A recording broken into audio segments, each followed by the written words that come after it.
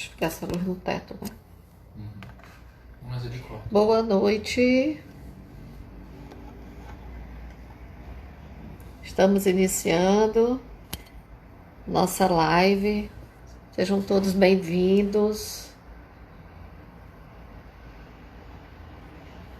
O professor Wilson deve estar entrando. Olá, Tatiane, Pedro.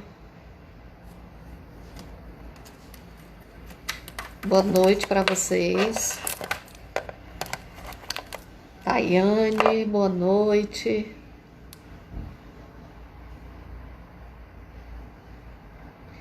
Poucos minutos a gente está começando a nossa live sobre o percurso do suicídio.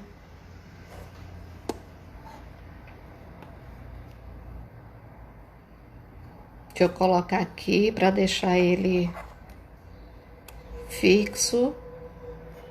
Nosso tema.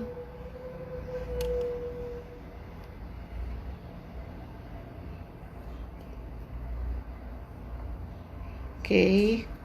Professor Wilson está entrando. Deixa eu convidá-lo aqui.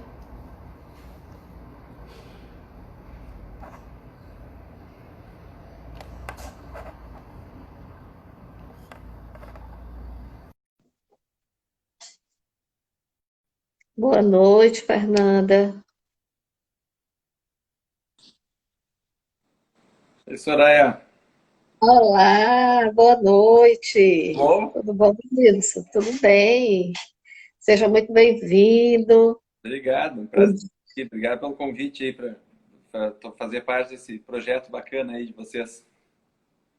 Pois então, projeto lindo, né, sobre o Cine PC, e a gente escolheu esse mês de setembro para falar sobre, que é o Setembro Amarelo, para falar sobre o suicídio, e colocamos lá o filme do Com Amor Van Gogh, né?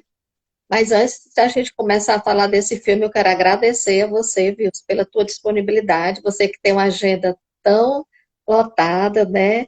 Foi lá trazer para a gente um pouco da história do Van Gogh, assisti duas vezes a sua aula, né? Achei fantástica, aprendi muita coisa, Que né? bom. E falar para a gente sobre as questões mesmo do suicídio, para nós que somos da área psi, o quanto foi importante entender um pouco a bipolaridade dele, né? Os altos e baixos, a vida dele, que não foi fácil nem simples. Uhum. Então, para quem não me conhece, gente, estou esperando algumas pessoas entrarem aqui, estamos com 22 pessoas. Eu sou Soraya, sou do Instituto de Psicologia e Carreira, sou aqui de Fortaleza, e a gente lançou um projeto chamado CNPC, onde nós iríamos passar por mês, um filme por mês, né? E ainda vamos, só que num formato diferente do que estava proposto, e onde a gente possa assistir em casa esse filme, e depois trazer um convidado nosso para estar debatendo esse filme conosco. Então, esse mês de setembro, como eu disse, foi o professor Wilson. Wilson, você gostaria de se apresentar para as pessoas? Acho que a maioria te conhece, mas é sempre bom estar se apresentando, né? Bom, eu, como a Soraya já fez a introdução aí, meu nome é Wilson Mello, sou psicólogo, né, e um dos professores dos cursos de PC, e, enfim, é um prazer poder estar aqui para discutir e participar desse projeto bacana aí. Acho que a temática foi muito bem escolhida, Soraya, em função do Setembro Amarelo, né, do mês que a gente estava agora finalizando já, né? Fechando amanhã o mês, Sim. um mês dedicado, né? Essa preocupação com o suicídio, o problema do suicídio, que é bastante comum, né? Na bipolaridade, né? Infelizmente, o Van Gogh, né? Como uma das mentes geniais que o suicídio, né? Tirou a vida precocemente, né? A gente viu na aula dele, né? De acordo com a biografia dele, então ele em pouco teve uma produção fantástica e talvez até em grande parte em função dos períodos de oscilação de humor, né? A gente olhando as obras do Van Gogh, a gente pode ver os períodos, né, de depressão, né, com pinturas mais sombrias, né, mais um tom mais melancólico, né, na arte dele e alternando com períodos de mais cores vibrantes, né, com uma energia extremamente intenso. Ele teve um bom período da vida dele que ele produzia um quadro por dia, né? Então, pintar um quadro em alto nível por dia, todos os dias, por meses, né? Tem que... Não é normal isso, né? Então, a bipolaridade, no sentido dela, também acabou, em grande parte, participando da obra, né, que ele deixou para nós aí. Então, Maravilha. um Isso mesmo. personagem...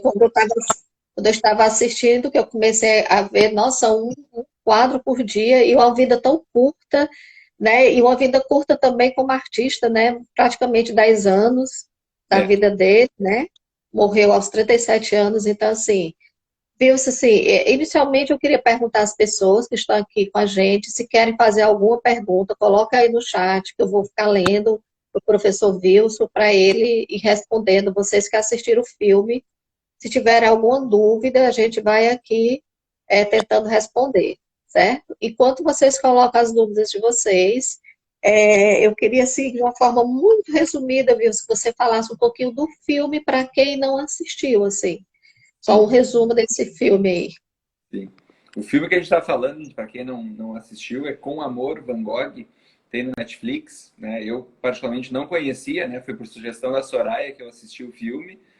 E o filme ele conta um pedaço, né, um recorte da história do Van Gogh. Né? Ele começa mostrando, né, assim, a parte assim, dele como um artista incompreendido, né, com uma dificuldade de inserção social, né, inclusive com dificuldade de dar limite para as crianças, né, taxado como louco na cidadezinha, né, na comunidade que ele estava inserido, né, e com uma necessidade, né, dependência financeira, né, do irmão, né, que até não aparece essa parte no filme, mas ele foi sustentado por esse irmão, né, a vida toda, né, ele acabou em vida vendendo um quadro apenas, né, então ele produziu mais de 800 quadros, né, durante os 10 anos e vendeu um apenas, né, então assim, um fracasso total como artista, enquanto um artista vivo, né? E depois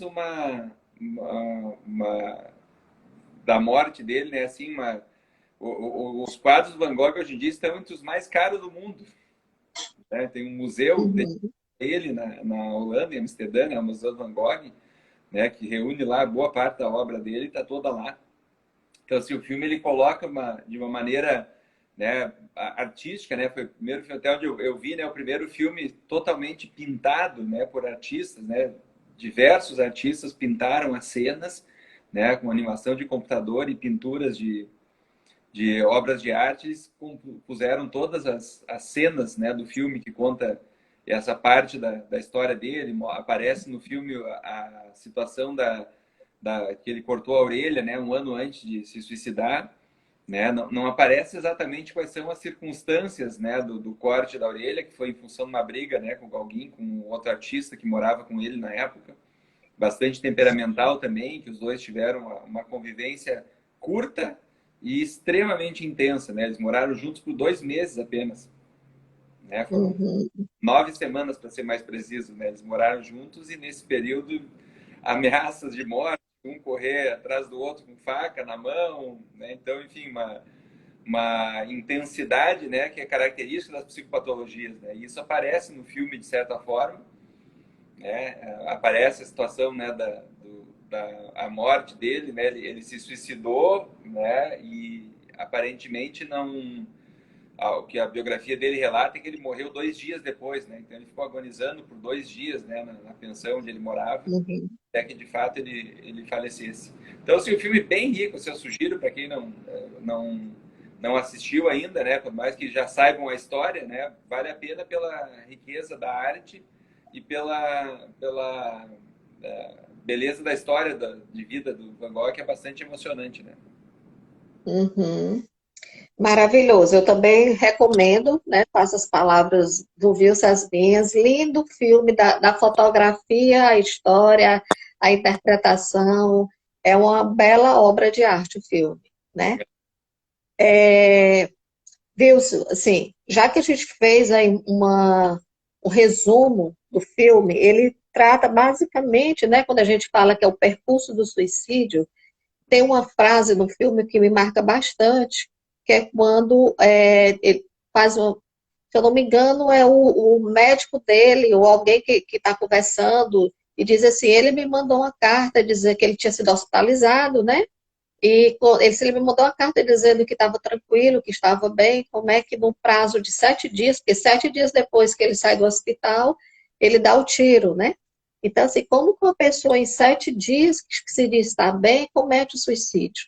Essa foi uma frase que eu achei muito marcante no filme, e eu queria que tu falasse um pouquinho, já que a gente fala do percurso do suicídio, alguém está bem, com 7 dias se mata? É assim mesmo que acontece? O que é Até que você pode nos diz? ser, mas não é o mais comum, né? Não é o mais característico, né? Que a gente vai ver assim que os pacientes que se suicidam, na sua imensa maioria, Soraya, eles estão deprimidos, né? 80% das pessoas que se matam estavam deprimidas na hora do ato. Muitos desses pacientes bipolares, né, se considera uma fase mais crítica, né, para risco de suicídio quando está saindo do fundo do poço. Porque às vezes o paciente deprimido ele está tão sem energia que ele não tem energia para se matar. E quando ele começa, ele ainda tem uma fase crítica. Se nós pensarmos assim que aqui é o fundo do poço, né, e ele está aqui sem a vida, ele está uma porcaria, o morto está lá embaixo, mas ele não tem energia para se matar. E aí quando ele começa a melhorar nessa fase aqui, ele está ainda gravemente deprimido, né? Ainda com ideação suicida, com uma forte impulso de morte, mas aqui ele já tem energia para tentar alguma coisa contra ele. Então, assim, é Uhum. especialmente crítica na suicidalidade para a gente cuidar, porque às vezes o paciente começa a melhorar e nesse início da melhora, né, do quadro depressivo, ele pode entrar numa fase em que ele ainda está com uma ideação suicida muito intensa, mas ele já tem energia e já tem energia, né, para poder acabar com a vida. Eu não sei Sim. detalhes clínicos, né, do que aconteceu com o Van Gogh, enfim, como é que foi essa situação, né, especificamente lá. Mas o fato é que ele teve ele foi pouco tratado do ponto de vista médico, né? Até porque, vamos pensar assim, no final do século XIX não tinha também muito recurso terapêutico para ser utilizado, né? As medicações utilizadas para a estabilização do humor surgiram nos anos 1950, né? O lítio é da década de 60, né? Que é o principal estabilizador do humor que a gente tem hoje, né? O carbonato de lítio, ele é da década de 60, né? Medicação Uhum. óticas que poderiam ser alternativas, né, como atualmente se utiliza para também utilizar como estabilizadores de humor, surgiram nos anos 1950, ou seja, 60 anos depois da morte dele é que surgem essas medicações no mercado. Né? Então, de fato, ele não foi um paciente tratado. Né? Então, se a gente olhasse para o diagnóstico da época, né, para o quão rudimentar era a psiquiatria no final do século XIX, né, o Van Gogh como um paciente portador de uma psicose maníaco-depressiva, né, que seria o diagnóstico da época, né, o hoje chamado transtorno bipolar, né, ele é um transtorno biológico, né, que envolve uma necessidade de uma estabilização neuroquímica que na época não existia recursos terapêuticos para isso. Então, se ele é um ciclador rápido, que talvez até fosse, né, aqueles pacientes que têm muitos episódios, né, tem mais de acordo com o DSM, para a gente considerar se um ciclador rápido, ele tem que ter mais de 4 episódios de humor no intervalo de 12 meses. Então, assim, se ele era um ciclador, como aparentemente era, é possível que a gente observe isso, né? Que ele saia de um episódio de depressão numa semana e esteja maníaca na outra e consequentemente, nas semanas que se sucedem, de novo experimentar um novo episódio depressivo, né? Uhum. Interessante, interessante isso que você está falando, que é um alerta até para nós psicólogos, né? Que essa fase, né, quando você diz, ele está lá no fundo do poço, está depressivo, não tem energia. A proporção que ele vai melhorando, ele começa a ter energia, né? E se a gente não conhecer direito como lida com a bipolaridade, né? Como nós vamos lidar com a bipolaridade, a gente pode achar que ele está ótimo e pode não estar atento ao plano de trabalho com os nossos pacientes, né? Tá? Então, muito, muito interessante essa visão que você traz. Você acha que difere muito do bipolar tipo 1 para o bipolar tipo 2, né? Sim, fazer uma explicaçãozinha de um para o outro, ver se as pessoas... O Van Gogh provavelmente, Soraya, era um paciente bipolar tipo 1, né, com aquele quadro mais grave de bipolaridade, né? O bipolar tipo 2, né, por definição, não há sintomas psicóticos, que aparentemente o Van Gogh tinha, né, com umas ideações paranoides, persecutórias bem importantes, né, que aparece até no filme, na biografia dele, né, é importante, indo além do que o filme aparece, né, assim aparece esse funcionamento psicótico, né, como um aspecto importante. Então, provavelmente um bipolar tipo 1. E os episódios de mania, eles algumas vezes podem ter necessidade de hospitalização, né, devido à gravidade, à intensidade da sintomatologia.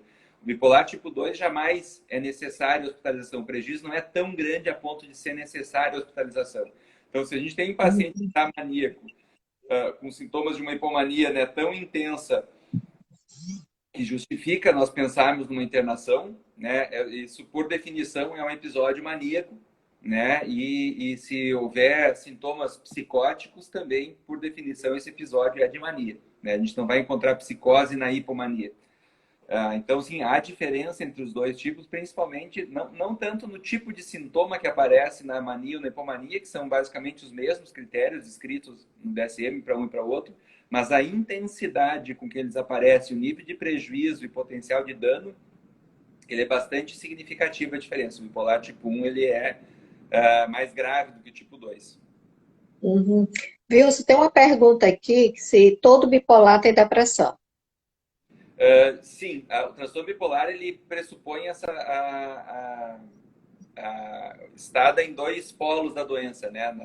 A fase de mania ou hipomania, né? E a fase depressiva. Por isso, bipolar, os dois polos. O que pode acontecer, eventualmente, é que um paciente ainda não teve tempo de vida de apresentar o episódio depressivo. Então, ele pode, os primeiros episódios dele ser episódio de hipomania, por exemplo, e em algum momento ele vai apresentar um episódio de depressão.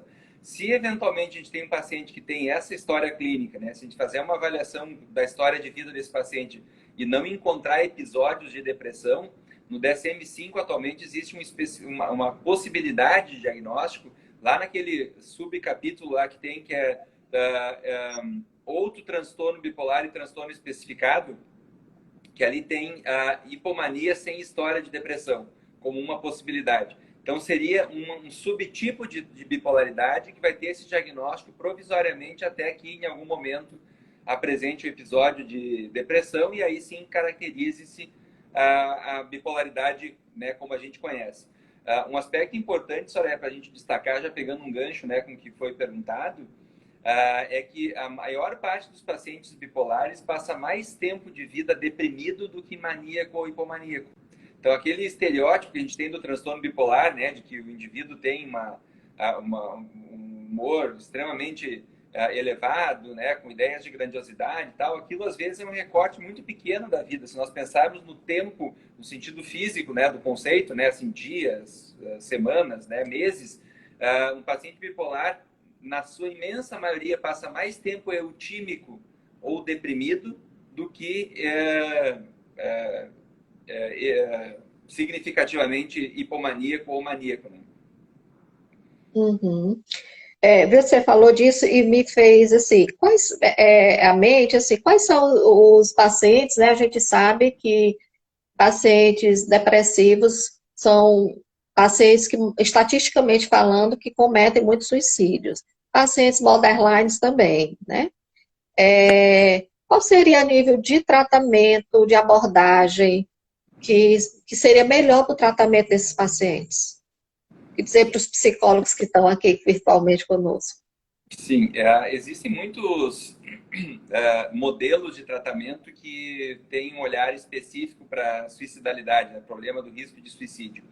Então, assim, se nós formos pensar assim, o tratamento mais bem estudado, se pensar de base de evidência, né, na literatura, desde os anos 1990, a terapia comportamental dialética é o tratamento de primeira linha para tratar pacientes, em especial aqueles que são cronicamente suicidas, né, que vai ser trabalhado de diversas formas, né? A gente vai atacar, né, quando está trabalhando com a terapia comportamental dialética, a gente cria uma hierarquia de metas, né, no tratamento, em que nós vamos ter nas metas primárias aqueles comportamentos que oferecem risco à vida, então entra aqui o risco de suicídio, né? Comportamentos que oferecem risco à terapia e risco à qualidade de vida. Então, fica evidente que nas metas primárias, a prioridade número 1 é trabalhar comportamentos que oferecem risco à vida. Dentro dessa perspectiva assim, né, de tratamento de comportamentos suicidas, a gente vai ver que muitos indivíduos que têm o comportamento suicida, ele não é necessariamente um paciente bipolar, como tu bem colocou, né? O comportamento suicida é um comportamento grave e transdiagnóstico. A gente vai ver na depressão, vai ver no transtorno bipolar, vai ver nos transtornos psicóticos, a gente pode ver dentro dos transtornos da personalidade, né, em especial no cluster B, né, pacientes de personalidade histriônica podem vir a tentar o suicídio, a paciente borderline, sem dúvida, né, pacientes de personalidade narcisista, muitas vezes, né, quando deprimem, né, pode ter dificuldade de conseguir lidar, né, com a depressão e podem também oferecer esse tipo de risco. Transtornos relacionados ao uso de substâncias, né, também é um outro transtorno que nos faz acender uma luzinha, né, para o risco de suicídio. A gente pode ter, Soraya, também aqueles pacientes que têm problemas relacionados à sexualidade, né, também estatisticamente falando, né, pacientes transgênero, né, com às vezes pacientes com disforia de gênero, né, que não nasce, né, com uma identidade masculina num corpo de mulher ou vice-versa, né, e às vezes criam até uma fantasia de que fazendo uma cirurgia e mudando anatomicamente o sexo, seus problemas vão estar resolvidos, eu vou finalmente estar no corpo que eu queria estar, e aí às vezes a pessoa faz a cirurgia e vê que, olha, mudou o meu corpo quando eu me olho no espelho, né? Mas eu continuo com dificuldades com a minha sexualidade, os preconceitos aí fora ainda existem, né? Eu não consigo ter uma vida normal como eu achei que fosse ter, e isso às vezes é muito difícil. Então, o risco de suicídio após cirurgia de mudança de sexo é extremamente alto. Eu sei que não era o caso do Van Gogh, né? A gente acabou saindo um pouquinho da temática, mas é só para dar um exemplo assim, do espectro de onde é que no DSM a gente pode encontrar os índices estatísticos mais elevados, né, de suicidalidade. E aí, para responder de maneira mais objetiva a tua pergunta, a terapia comportamental dialética, em 98, foi elencado, né, pela Força-Tarefa da Divisão 12 da Associação Psicológica Americana, né, APA, como sendo o único tratamento eficaz para tratamento de pacientes borderline, e atualmente, até uma meta-análise recente agora, de 2020, que saiu mostrando, né, a efetividade da DBT para tratamento de comportamento suicida. Né? Então, é o principal modelo de intervenção que a gente tem para transtornos relacionados ao risco de suicídio é a terapia comportamental dialética.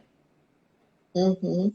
Viu, se eu lembrei agora, nós estamos né, com essa parceria com vocês, da Elon, a Débora, eu vi até que a Débora entrou aqui, que a gente está trazendo para Fortaleza, uma formação de DBT, e aí uma aluna ia se inscrever e ela me fez a seguinte pergunta: Soraya, eu estou na dúvida se eu me inscrevo ou não, porque eu já conversei com várias pessoas e algumas me disseram que a DBT é só para pacientes suicidas, só para pacientes borderlines. E se eu tiver outras, quiser trabalhar com outras coisas, com ansiedade, eu posso trabalhar com DBT? Então, eu jogo essa pergunta aí para você. Eu acho assim, que a gente entra num tema bem amplo e interessante, que é as práticas baseadas em evidências, né? Então, assim, se nós temos um paciente que tem problema de desregulação emocional, e aí aqui a gente pode pensar em transtornos de ansiedade, pensar transtornos relacionados ao uso de substâncias, como eu já citei, transtornos alimentares, né, que muitas vezes utilizam a comida como uma forma de regular as emoções, pacientes borderline, pacientes bipolares, enfim, todos aqueles pacientes que apresentam desregulação emocional, eles têm indicação para terapia comportamental dialética. A questão é que se eu tenho um paciente que tem um transtorno de ansiedade apenas, né, o apenas aqui não é pejorativo, mas só para deixar claro, assim, se eu não tenho comorbidade com outros transtornos, né, não estou dizendo que ter um transtorno de pânico é pouco, né, é bastante para quem tem, sabe? Mas ter apenas um transtorno de pânico, nós temos tratamentos mais bem estudados para utilizar. Então, a terapia cognitiva é o tratamento de primeira linha para o pânico, assim como se tiver um paciente que tem só um transtorno obsessivo compulsivo, a terapia de exposição e prevenção de resposta da TCC, ela é também a primeira indicação. Se eu tenho paciente com TAG, né, trabalhos com ACT mostram uma boa resposta, a terapia metacognitiva tem uma boa resposta, a terapia cognitivo-comportamental também, da mesma forma. Mas se eu tenho tudo isso junto, né, com todas essas condições clínicas ocorrendo, aquelas intervenções mais transdiagnósticas, como a DBT, fazem mais sentido. Porque é difícil trabalhar com um paciente na clínica que tenha um transtorno de pânico, depressão, uso de substâncias, transtorno de personalidade, usando um protocolo para cada um.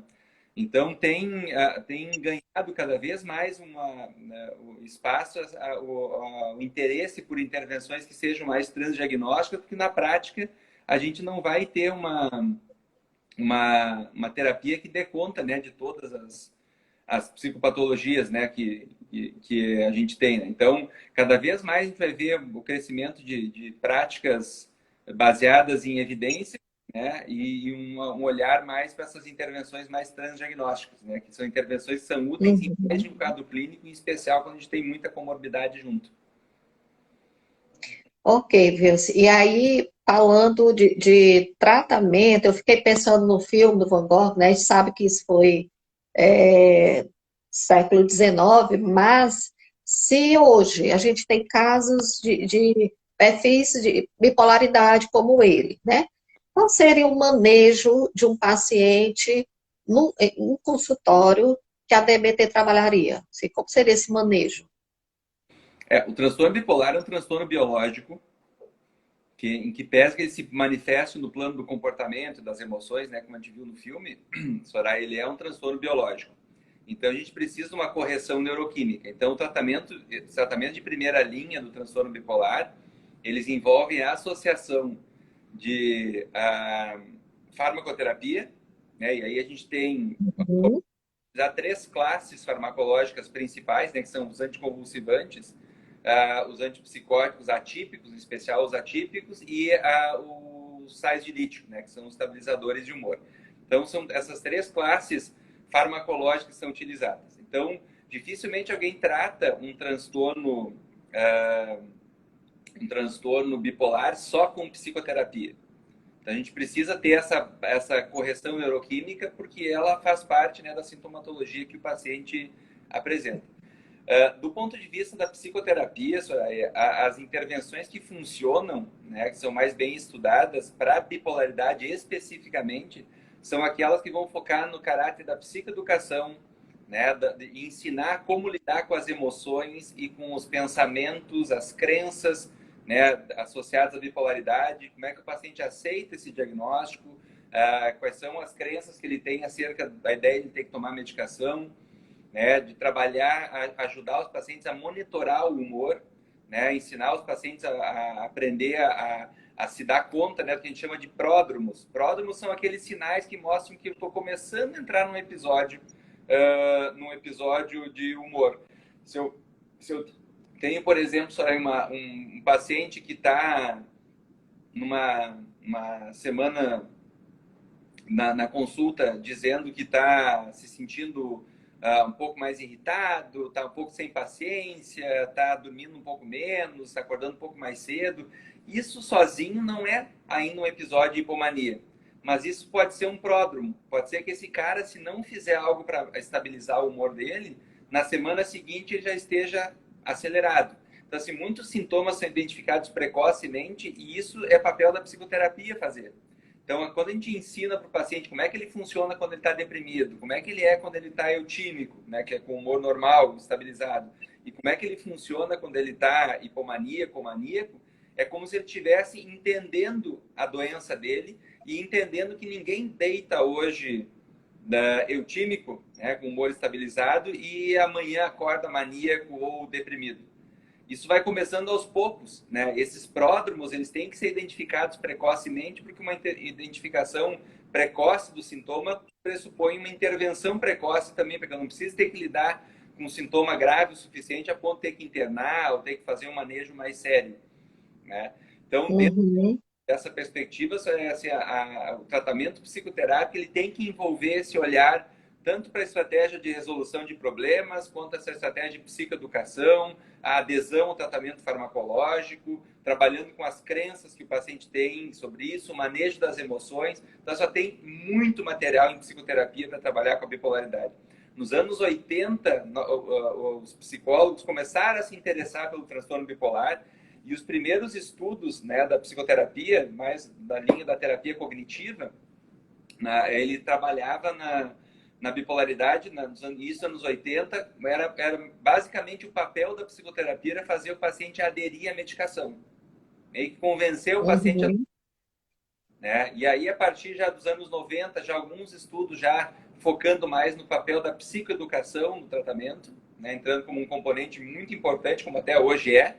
E de lá para cá, né, a gente vai ter diversos modelos de tratamento, né, bem estudados, que focam todo esse aspecto mais amplo aqui, que foi por onde eu comecei. Então, assim, tem muita coisa na psicoterapia que pode ser feita na bipolaridade, sem dúvida. Joia. Pensando ainda no Van Gogh, eu fiquei pensando assim, ele, você estava falando na aula que tem algumas fases, né, como se fossem estágios de suicídio. A pessoa primeiro, ela anuncia, depois tem a ideação, né? Como é que são essas fases, Wilson? A gente avalia o risco de suicídio, sabe, pensando em umas 4 degraus, né? Assim, o primeiro degrau é a ideação suicida, quando a pessoa pensa em se matar. Vamos entender assim que pensamentos suicidas, eles são bem mais comuns do que a gente imagina, né? Então, assim, muitos de nós, né, tem 60 pessoas aí na live agora, provavelmente muitos vão se identificar com isso. Em algum momento já pensaram em acabar com a vida. Logicamente, isso não é a maioria, né? Mas as pessoas pensam, às vezes, num momento mais difícil, num momento mais que estão mais fragilizadas, enfim, podem vir a pensar em acabar com a própria vida. Só que isso não necessariamente envolve um risco iminente de acabar com a vida, porque tem só a ideação no primeiro momento. Só que se a pessoa tem ideação, já tem um plano estabelecido, tipo assim, eu me mataria e seria pulando da janela do meu apartamento, eu me mataria e seria enforcado, eu me mataria e seria tomando a minha medicação, eu me daria um tiro, enfim, a pessoa já tem um método. Aquela ideia mais vaga, eu quero dormir para sempre, eu quero desaparecer, eu quero sumir, já começa a ganhar um grau de concretude que começa a passar a ser mais perigosa. Então, nós vamos ter aqui então, a ideação e um método, né, escolhido. O terceiro nível de risco é quando a pessoa tem acesso a esse método, né? Então, ela já comprou a corda, ela já tem acesso a uma arma de fogo, ela tem acesso ao veneno, a uma medicação que mata, mora num andar alto, né? Enfim, então ela tem acesso, se ela quisesse matar mesmo, ela tem como conseguir aquilo. E, por último, é o histórico de tentativas prévias. Então, quando a gente tem um paciente no consultório, a gente vai já tentou te matar alguma vez? E a pessoa diz sim, já tentei me matar 2, 3, 4, 5 vezes, né? A gente tem que olhar com mais cuidado, por mais que a tentativa fosse uma forma de chamar atenção, ou seja lá qual foi o motivo que levou essa pessoa a tentar, ela já teve coragem de tentar seriamente, em algum momento, acabar com a vida. Então, a gente vai ver pacientes com cicatrizes horríveis, né, nos braços, às vezes o paciente se deu um tiro e ficou com sequela, né, e já teve coragem de puxar o gatilho uma vez, ou já se atirou de uma janela, já tentou se enforcar e alguém chegou a tempo e aí ele ficou com algum tipo de consequência, né, daquele ato que ele tomou. Isso tudo aumenta o risco de suicídio, né? Então, pacientes impulsivos, pensar do ponto de vista mais estatístico, homens morrem mais por suicídio do que mulheres, né? Apesar das mulheres tentarem mais suicídio, homens morrem mais suicídio. Isso em especial pelos métodos que os homens escolhem, que tendem a ser mais violentos, né? Então, isso faz com que a gente tenha que, quando a gente avalia o potencial de suicidalidade de uma pessoa, né, tem que avaliar todo esse contexto, né? Até na questão das tentativas prévias, qual foi o contexto daquela tentativa, né? Qual era a função daquele comportamento? Às vezes o paciente tenta se matar para agredir a família, às vezes tenta se matar para poder fugir dos problemas, às vezes tenta se matar para poder chamar atenção, né? Ou às vezes tenta se matar porque enfim, tomou uma decisão de morrer, né, de maneira racional, né, como tem vários exemplos, né, de um suicida mais racionalista que decide acabar com a vida. Então, enfim, o comportamento suicida ele é bem complexo para a gente fazer uma análise mais por cima, assim, né? Cada caso tem que ser avaliado com profundidade. Ok, tem duas perguntinhas para você. Uma delas é se a terapia do esquema faz parte da PBE, é uma das perguntas. PBE talvez É, faça a psicoterapia baseada em evidência, né? Das práticas baseadas em evidências, né? Vocês podem uhum. entrar na div12.org, que é o site da divisão 12 da APA, que é a maneira mais fidedigna e atualizada de vocês poderem ver o que tem aí de bases de evidência. Né? A terapia do esquema é uma terapia que ela não está inserida nas práticas baseadas em evidência, pelo seguinte, gente, o Jeffrey Young, ele, que é o criador, né, da terapia do esquema, o Jeffrey Young ele teve uma carreira muito focada na clínica. Né? Então, nos anos 80, ele publicou primeiro texto dele, né, que é o Reinventing Your Life, né, que é um livro para leigos, né, que ele publicou apresentando a terapia do esquema. E depois teve outras publicações, né, de livros, né, aquele terapia focada no esquema para transtornos da personalidade, né, e outras publicações que vieram depois dessa. Mas o Young nunca se preocupou muito em fazer pesquisa, né? Nós vamos ver as principais pesquisas em terapia do esquema não acontecem vindas dele, né? Foram feitas na Holanda, na Alemanha, né? Posteriormente. Então, tem estudos hoje mostrando que a terapia de esquema ela é efetiva, sim, que ela ajuda, mas ela não é uma prática de primeira linha, né? E no Brasil, especialmente, ela ficou bastante conhecida, ela é muito forte aqui no Brasil. Né? Ela é uma terapia que chegou, talvez, das terapias de terceira geração, foi a primeira que chegou, né? Tem a publicação da Artimédio, que foi sucesso de vendas, o livro está esgotado, esse, Terapia Focada no Esquema para Transtorno da Personalidade, né? Um livrinho pequenininho assim, que é de 2003, aquele livro ali, que fez um imenso sucesso, né? E a partir dali muitas pessoas, né, foram fazer, inclusive, o treinamento lá fora, né, com o Jeffrey Young, vieram para cá e hoje em dia tem vários cursos de formação, né? Diversas instituições oferecem curso de formação, então acabou pulverizando muito. Acho que é uma terapêutica muito conhecida no Brasil, né? Muitos terapeutas do esquema no Brasil, é uma terapia muito forte, mas ela não é a terapia, se nós pensarmos assim, tem um paciente borderline grave, né? Não tem estudos mostrando que a terapia de esquema é superior a outras intervenções como a DBT. Né? O paciente está deprimido, né? Não tem estudos mostrando que a terapia de esquema é superior à terapia cognitiva, né? Em especial o trabalho de ativação comportamental. Transtornos de ansiedade, também não tem estudos mostrando que ela seja mais efetiva. Eu acho que ela é uma terapia muito eclética na clínica, ela é muito útil, ela pode ser utilizada em diversos perfis de pacientes, mas ela não é uma terapia que seja terapia de primeira linha para um diagnóstico específico. Ok. Uma outra pergunta, ainda lá em Van Gogh, eu vi, você falou que a história dele ser bipolar, tem as questões biológicas, mas ele também teve um ambiente muito invalidante, né? Muitas decepções, muitas frustrações, relacionamentos que não deram certo, relacionamento com os próprios irmãos, muita solidão. Como que você vê isso interferindo nesse percurso aí do suicídio dele?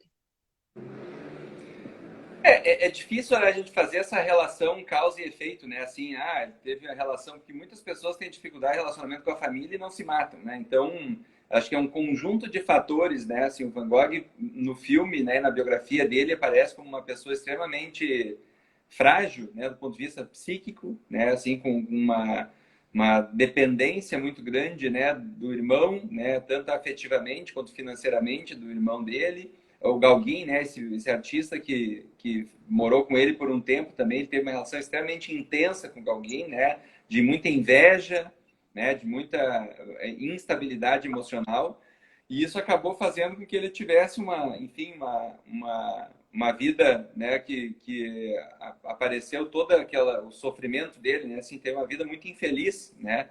A gente pode inferir que em grande parte foi por ter tido uma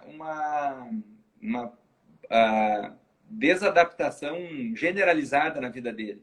Não aparece no filme ali, Soraya, mas o Van Gogh, ele teve, o sonho dele era ser uma espécie de pastor, ter uma vida missionária, ele era muito católico, ele queria ter tido uma vida missionária, né? Então ele chegou a trabalhar por um tempo, né, como na Bélgica, né? Ele chegou até pregar a palavra, né? Enfim, só que a igreja, né, acabou não aceitando por não concordar com algumas posturas dele. Talvez fosse um cara mais esquisito, estranho, sei lá o que levou a igreja a não dar para ele a autorização, né, legal para que ele pudesse fazer esse tipo de pregação. E ele ficou muito desiludido, né, com a vida religiosa, né, com a vida vinculada à religião. Então, isso é um fato que não aparece no filme, mas é bastante marcante na vida dele, né? Ele entrou num episódio profundo de depressão nessa época e foi encontrar na arte o refúgio para isso, né? Então, ele teve, em grande parte, essa rejeição que ele teve da igreja, que era uma coisa que ele se dedicava muito na vida dele, que foi muito importante na vida dele, também acabou servindo como mais uma situação de rejeição, de não validação, né, de desamparo. Então, acho que é um conjunto de fatores que acabou levando ele a desencadear, né, todo esse quadro clínico. E eu acabei não falando antes também, mas o transtorno bipolar é um transtorno que a gente pode falar em grupo de risco. E esse risco é genético, né? Então, não aparece Uhum. no filme a história familiar, mas é bem provável que outros familiares dele também tivessem o transtorno bipolar, que a gente pode, sim, pacientes com transtorno que tem algum transtorno de bipolaridade em familiares de primeiro grau, tem uma chance bastante aumentada, né? Tem estudos com gêmeos, né, que univitelinos, que chega a apontar que 72% dos casos, quando um gêmeo tem transtorno bipolar, o segundo também tem, né? Então, índice de concordância imenso, né? Uhum. Viu, se tem uma pergunta aqui perguntando, então, as terapias de evidência, DBT e TCC? Não só essa. Acho que eu acabei não me expressando adequadamente pela resposta sucinta. Nós temos diversas terapias que têm evidência. A questão é que a gente olhar para quê, né? Se a gente pensar, por exemplo, para dor crônica, o que tem mais evidência é ACT, né? ACT e Mindfulness, para dor crônica, por exemplo. Né? Então, a DBT não é remédio para tudo, nem a TCC, né? A gente tem que olhar aquilo que tem evidências que são possíveis de serem observadas ali, e tem transtornos, inclusive, que tem mais de uma opção de tratamento baseado em evidência. Então, o que eu recomendo vocês é assim, para não tomarmos a live com um tema que não é o tema que a gente tinha que a gente ia debater aqui, mas entrem no site, é div12, DIV, div de divisão, 12.org. E aí ali tem, é só botar assim, busca por abordagem, busca por psicopatologia, dá para fazer um filtro ali e olhar assim, olha, eu estou com um paciente com um transtorno de pânico, né? O que tem que funciona? Ah, tem paciente com transtorno por uso de álcool, né? O que funciona? E aí ali vai ter quais são os tratamentos que têm uma evidência forte, quais são que tem são aqueles chamados tratamentos que têm são provavelmente eficazes, né? Que estão numa segunda linha, e tem os tratamentos chamados experimentais, né? Que são aqueles que não têm uma base na literatura que demonstre muita evidência, né, da efetividade. Então, Uhum. depende do que a gente está falando, qual é a patologia que a gente está falando, vai ter terapeutas que são mais indicados do que outros. Mas deixa eu deixar claro, assim, não estou falando que é só a TCC e a DBT. Outras abordagens têm evidência também, depende do que a gente está falando. A DBT, É, ela tem evidência, né, que ela é tratamento de primeira linha para pacientes borderline. Tem evidência para outros transtornos também, mas aquela o tratamento mais bem recomendado é para pacientes borderline, especialmente aqueles casos mais graves. uhum. Viu, outra perguntinha aqui. Diante das dificuldades da época, qual a importância da arte na saúde mental de Van Gogh? Ótima pergunta, fundamental, né? Eu acho que o Van Gogh teria se matado antes se ele não tivesse os quadros dele para pintar, né? Porque ele Uhum. acabou canalizando ali muito da frustração dele, até pelo carão que ele levou da igreja, né? De não poder profetizar e, enfim, ter seguido a carreira que ele queria, né? De ser um pregador. A arte acabou virando uma válvula de escape para ele, em que ele por 10 anos teve uma vida de altos e baixos ali, né? Quando ele tinha 28 anos até os 37, para ser mais preciso, então chega a quase 10 anos, né? Não chegou a 10 anos, em que ele se ocupou, né, em grande parte, a pintar, a produzir, e vamos entender que a pintura, né, não é um hobby barato de se manter, né? Então, o irmão dele, que era um cara dono de uma casa de arte, né, que vendia materiais para artistas, enfim, e que não era muito rico, não era um grande empresário, né? Também era um cara pobre, mas ele financiou, ele apostou no talento do irmão e na saúde mental do irmão, né, na arte. Então, em grande parte, o amparo que ele deu para o irmão foi trocando cartas entre eles. Tem diversas cartas entre eles, mais, na verdade, do Van Gogh, né, do Vincent, para ele, né, para o Theo, do que o contrário, porque as que o Theo enviava para ele, ele acabava rasgando e botando fora, né? Então, ficou as que o Vincent Van Gogh enviava para ele guardava. Então está documentado lá nessas cartas aqui muito disso, né, assim, do papel da arte, né, do quanto ele usava, né, essa energia criativa aí como lidar com o sofrimento mental dele. Ótima pergunta. Também achei, eu lembrei, né, que essa casa, se chamava Casa Amarela, né? E aqui em Fortaleza tem um espaço chamado Casa Amarela, que é um Ah, espaço é? também, que é um espaço também tinha cursos de fotografia, cursos de Sim, artes plásticas, é um espaço de artes também aqui de Fortaleza. sim. Nosso tempo está quase acabando, né? Nós estamos, acho que, 10 minutinhos, 9 minutos para acabar. O que que você deixaria como mensagem para as pessoas, de uma forma geral, que trabalham, né? Psicólogos, psiquiatras que trabalham com essa demanda dentro dos nossos consultórios, né? Com demandas de suicidalidade. Você deixaria como mensagem? Só é que o problema do suicídio é um problema muito grave, né, muito sério, e acho que uma mensagem assim para os colegas, né, já que estou tendo esse espaço aqui contigo aqui para poder falar e discutir um pouquinho, eu acho que talvez é a ideia de não negligenciar esse tipo de problema na clínica, né? Algumas vezes por diversos motivos, né? Às vezes, primeiro, não é agradável falar de risco de suicídio, de algo que nos angustia como profissional, também tem que estar mexendo, né, nisso, né? Então, às vezes, alguns profissionais podem evitar tocar no assunto e investigar mais a fundo por não gostar de mexer nesse tipo de vespeiro, né? A gente pode ter, às vezes, profissionais até que podem ficar inseguros, né? Se eu perguntar para o meu paciente se ele quer se matar, pode ser que eu acabe dando a ideia para ele, né? Então, dar a ideia para o paciente, vamos entender assim, que ninguém vai se matar porque o profissional perguntou para ele, você pensou em se matar? Não tinha pensado em matar, vamos me dar um tiro, né? Então, isso não acontece. Então, quando a gente identifica isso, às vezes o paciente pode nos dizer de uma maneira clara, né, que está pensando em se matar, ou às vezes de uma maneira velada, né, dizendo, eu tenho vontade de morrer de uma maneira distorcida, assim, eu queria dormir para sempre, eu queria sumir, eu queria desaparecer, né? Se nós não investigarmos a fundo essas crenças, né, e a própria Marsha Linehan, né, que é a criadora da terapia comportamental dialética, ela coloca, né, isso, que se nós temos um paciente cronicamente suicida, é fundamental a gente trabalhar as crenças positivas que ele tem sobre a morte.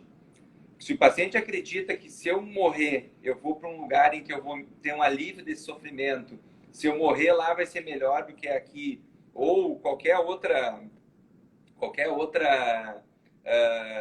crença que faça eu pensar que a morte é uma boa opção, eu posso ter dificuldade em conseguir convencer esse paciente a não tentar se matar. Então, acho que uma mensagem, né, para teu pedido assim para os colegas, né, que estão assistindo aqui, é não negligenciem jamais esse tipo de comportamento, né? Se vocês têm um paciente que vocês desconfiam que tem um risco de suicídio, que está deprimido, que tem alguma coisa que nos faça pensar que está envolvendo algum risco, acho que é importante tentar investigar a fundo, né? Assim, ver assim, bom, tem pensado em te matar, tem pensado em acabar com a tua vida, né? E tentar ajudar a encontrar algum argumento afetivo que ajude a prender esse paciente aqui nesse mundo, né? Então, fundamental a gente ter esse olhar preocupado, né? Vestir a camisa, né? E, nas palavras da Marcia ali, né? Mergulhar onde os anjos temem passar. Uhum. Ótimo. Tem algumas perguntinhas aqui. O personagem principal do filme tenta desvendar o que levou Van Gogh a se matar. Para o psicólogo, essa investigação de um motivo por trás da ideação suicida faz sentido no processo terapêutico? Mais ou menos, na verdade, porque a gente tem que pensar que a vida de um paciente suicida é insuportável como ele afirma ser. Ninguém quer morrer. Né? O paciente que se mata ou que tenta se matar, ele está num estágio de sofrimento tão grande que ele não vê uma outra forma de sair daquele nível de sofrimento que não seja acabando com a própria vida. Então, às vezes a gente tentar procurar um motivo concreto e olhar com os meus olhos, com a minha lente, pode ser que eu não encontre a resposta. Ah, mas se matou só porque a namorada terminou com ele, que bobagem. Né? A questão é que eu tenho que olhar Uhum. o sofrimento com os olhos do outro, né? Com as lentes dele. Né? Olhar pra, se tem alguém que afirma que gostaria de morrer, é sinal que essa vida está muito ruim mesmo. Né? Se eu ficar olhando, a Uhum. pessoa tem dinheiro, ela tem tudo na vida, tem saúde, por que vai acabar com a vida? Né? Eu tenho a vida inteira pela frente, que bobagem. Eu estou invalidando um sofrimento de alguém que está num estado de sofrimento significativo para querer morrer. Né? Então, eu acho que aquele papel que Uhum. o personagem do filme ali faz, ele é importante para a gente tentar ajudar a encontrar argumentos para o paciente poder resolver os problemas dele e superar aquilo lá. Mas não para validar o sofrimento. Né? Para validar o sofrimento, a gente não precisa saber os motivos, só precisa entender que a vida dele é insuportável como ele afirma ser. Joia. Bem, teriam outras perguntas, mas eu acho que a gente vai já cair aqui, né? Já está próximo a 1 hora, então eu queria mais uma vez agradecer a sua disponibilidade, né? Agradecer esse companheirismo que eu sinto a ela e o IPC assim de mãos dadas, sempre se ajudando, né? Para as questões profissionais e não profissionais, né? Tenho muita admiração por você enquanto profissional, enquanto pessoa, pela Débora, né? Foi um encontro na minha vida desde o ano passado, quando a gente trouxe a primeira turma de DBT para Fortaleza. Estamos tentando formar a segunda turma de DBT, né? Vamos ter uma especialização também o próximo ano, se Deus quiser. Então, agradecer a você e a Débora, e agradecer a sua disponibilidade, né? Essa transmissão de conhecimento, e a gente tem valores muito parecidos, do quanto nós queremos ajudar pessoas a serem melhores profissionais, né, através do que a gente pode transmitir, seja através de um live dessa, seja através de um filme, seja através de um curso, ou mesmo em pares individuais, né? Então, me identifico muito com a forma que vocês trabalham, é por isso que essa parceria tem dado tão certo. Minha gratidão a todas as pessoas que estiveram aqui até agora, né? Chegamos a até 62 pessoas, que acreditam no IPC, que acreditam na ela, a gente fica muito feliz com isso, Nada, certo? agradeço demais aí o carinho, isso aí é recíproco, a admiração pelo profissionalismo de vocês, né? Está sendo extremamente gratificante nessa convivência e a turma de DBT que tá cursando aí hoje, né, no IPC aí a formação de DBT que a Elo, né, tem, está sendo extremamente prazeroso, né, os encontros, né, os grupos, enfim, eu tenho contato pelo WhatsApp ali, vejo o pessoal bastante participativo, os times de consultoria que se formaram, né? Enfim, se esperamos mesmo, né, que isso aí seja uma sementinha plantada aí em Fortaleza e que possa prosperar, né, que esses times tenham vida longa e que muitos outros ainda se formem, né? Tem que levar a DBT para o Brasil, que é um tratamento extremamente compatível, né, com um modelo de Uhum. saúde mental que a gente tem no SUS ou na clínica privada, enfim. E o que nos falta, infelizmente, são profissionais treinados. Né? Acho que o IPC e a Elo estão fazendo o papel deles nesse sentido. Sim, com certeza. E muito feliz dos grupos de consultoria estarem dando continuidade, né? Porque eu lembro É, que você me falou, quando a determinada turma só ficou um grupo, eu acho que o nosso ainda ninguém, assim, os grupos não desistiram, algumas pessoas desistiram, mas os grupos não, né? Então vamos formar belos grupos em Fortaleza de consultorias. Eu na- também fico muito feliz com essa possibilidade, tá? Gente, boa noite, muito obrigada a todos vocês que estiveram aqui, mais uma vez. Obrigada, Wilson, e a gente vai se falando, tá Valeu pelo bom? convite aí. Tchau. Até mais. Tchau, tchau. Tchau.